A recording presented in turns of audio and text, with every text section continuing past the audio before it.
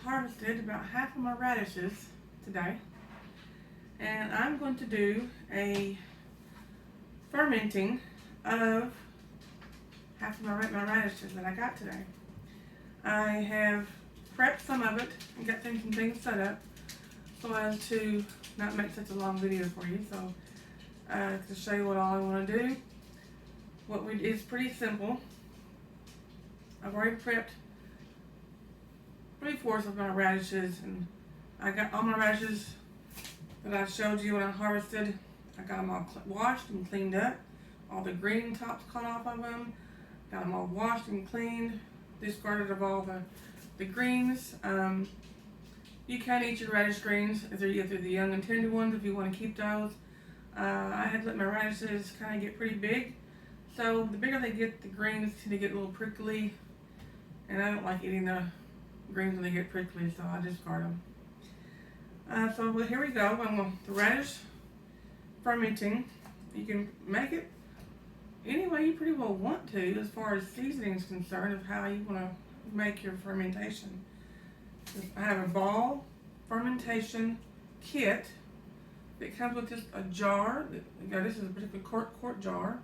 It will come with your spring, come with your lid that's got the little valve right here that will help burp and release the gases as it ferments. It also comes with a canning salt packet if you choose to use that, or some recipes in there as well. I like and love this Himalayan pink salt, and a lot of other people will like that as well. You can use either one. Just don't use any salt that has iodine in it. Use your canning salt or your Himalayan pink salt. Your natural salts is what you need to use with it. Now, I'm just cutting up the rest of my radishes, and I don't know if you can see, let me move things around for you. I have many different sized radishes. Some got pretty big. Some are average size radishes. So, got all sizes, and it all depends on just how. Some like to come real thin. Some will chunk them up in big, thick chunks. It all depends on your preference. There's no certain width or slice that you have to do. It's all on your preference. I like, personally for me, when I'm eating radishes, I like a thin cut radish. That's just my preference. I will either slice them in the rounds, or if they're bigger, I slice them in the halves. And do that. Now there's different ways you can season fermentations. You can season with your herbs, garlic, onions, some ginger, all turmeric. There's all kinds of ways you can season with. Some like seasoning with dill. There's so many different ways. My herbs aren't ready yet. I guess I could get some dry herbs if I wanted to, but I'm going to choose to season them a different way today. I'll show you how I'm going to season mine. The last few here of my radishes chopped up for you that I have here. It's one of my biggest ones here that I have. It's pretty big.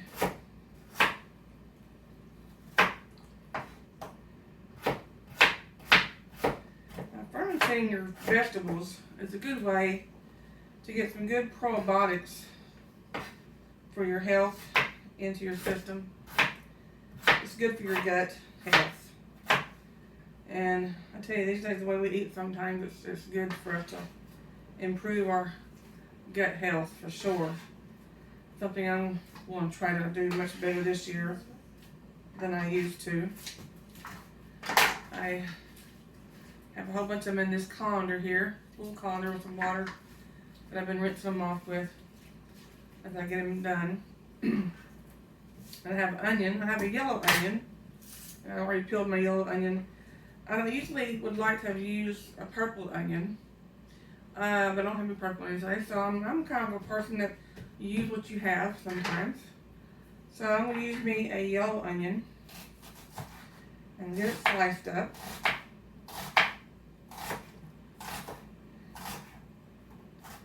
And put slices into my jar.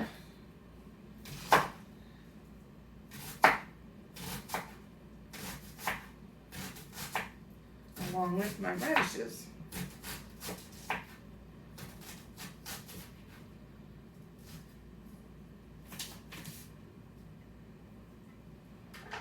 right this way. Just a little bit there. Now, get these broke up in rings and slices. I'll put big old chunks in one spot. Also, I have me a little nub of ginger. Ginger is really good for our health. So I'll peel this nub of ginger. Gives it good flavor, good nutrients into your brine as it ferments. Be really good. I keep ginger. I like to make mint teas with my ginger in it for digestion purposes and so forth. It really helps me with that. So then, if this chopper's a little sharper, slice up my ginger.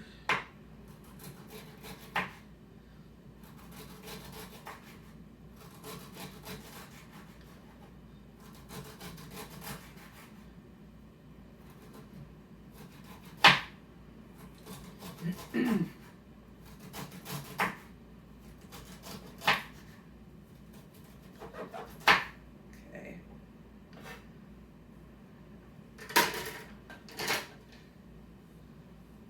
Cut this up in one more chunk. Cut those in half. That way they kind of go all the way through my jar and through all the radish brine that I want. Now next, what I'll do, I'm going to make my brine, first of all.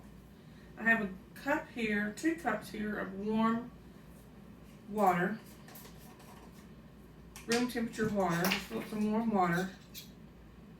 And you want to put 2 teaspoons per quart of your salt. So I'm going to get 2 teaspoons and put in my warm water. Stir it around. Stir it around until it gets good and dissolved. And that's just your simple brine. Just your warm water, room temperature water, and your pink Himalayan salt or your cane salt, whichever one you choose to use. It's good and dissolved. Then we'll take, I'm also going to use garlic. Now I don't have any garlic clove with me, but I have chopped garlic that I'm going to use in there as well. So I will take, and I will start, let me find something here.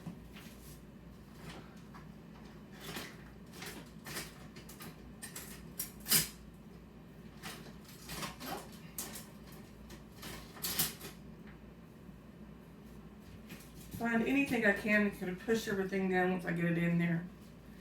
I'll start filling up my jar with my radishes. Take that slight thing off. Now as I layer it, I'm going to layer it with some onions.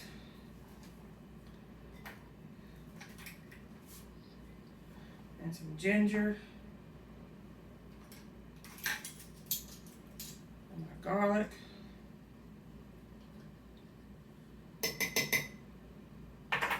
As I layer it in there.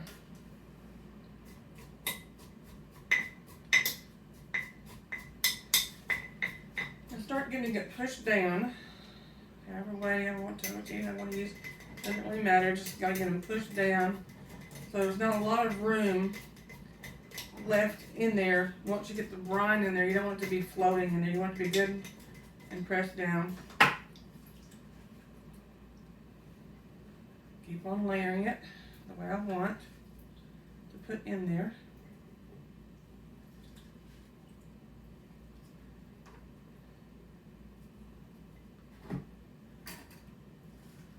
And I'll push it down best I can.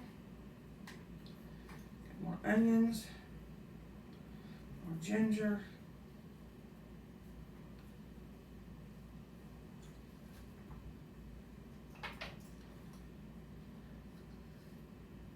Garlic.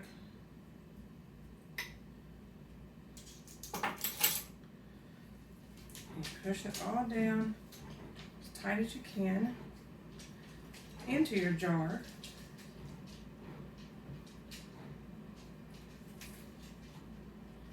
You want to get all the air pockets out you can to make room, because as this ferments, it will start softening up your vegetables, and it'll start making some of its own water, own juices as well. You really want to get them pushed down really, really well. See, this will help it all.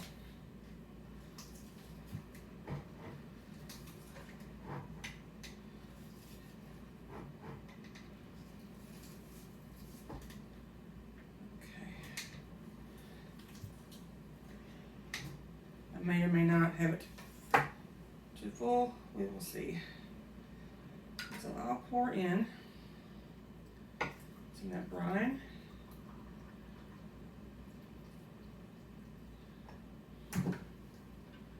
Put in this ring. And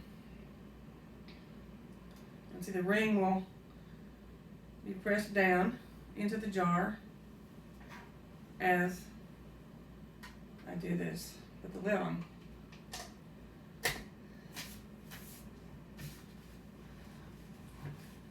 Tighten her up. First, I need to make sure I wipe the tops off the rim. Almost forgot about that. I fold it back up.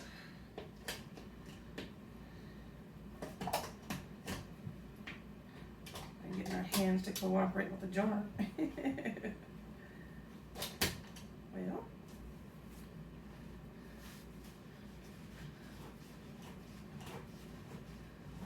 nothing like, there we go. Trying to get something tightened up. There we go. My hands are slipping. All right.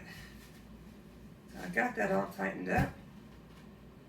Now, this will fit. Put this in a little dark corner of your kitchen and let it sit for 2 or 3 weeks, a month. Some people say it will be ready within a week's time, and everybody's preference of how much fermentation they like when it gets done. So me preferably when I have anything fermented, I like things a little more fermented, a little bit longer. So I will put this in my corner of my kitchen in that little dark area and let it ferment for 2 or 3 weeks, maybe even a month before I try it. I might try it after probably about 3 weeks and see how it is. And if I think it's ready to eat, because you can see as it gets fermented, it'll start softening up in here. And if it tastes like it's ready when I taste it in 3 weeks, then I'll put it on a mason jar lid and I'll put it in my refrigerator.